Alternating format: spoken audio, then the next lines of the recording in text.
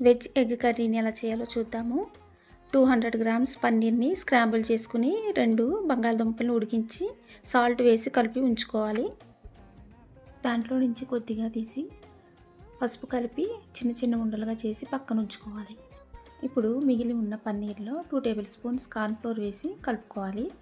చూపిస్తున్న విధంగా ముందుగానే ప్రిపేర్ చేసిన ఉండల్ని పెట్టి సీల్ చేసి పైన కార్న్ఫ్లోర్ చల్లుకుని డీప్ ఫ్రైకి ఆయిల్ పెట్టి ఒక్కొక్కటిగా వేయించుకోవాలి. గోల్డెన్ కలర్ వచ్చే వరకు వేయించి తీసి పక్కన పెట్టుకోవాలి.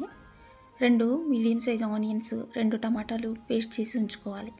తాలింపు వేసుకుని వేగిన తర్వాత రుబ్బి ఉంచుకున్న ఉల్లి ముద్ద వేసి ఉప్పు, పసుపు, కారం సరిపడినంతగా ధనియాల పొడి, జీలకర్ర పొడి, గరం మసాలా వేసుకుని అవి వేగిన తర్వాత రుబ్బి ఉంచుకున్న టమాటా కూడా వేసి పచ్చివాసన పోయే వరకు వేయించి ఒక గ్లాస్ వాటర్ వేసి కాస్త మరిగే వరకు ఉంచి వేయించి ఉంచుకున్న ఎగ్స్ని కూడా వేసుకుని ఉడికించుకోవాలి.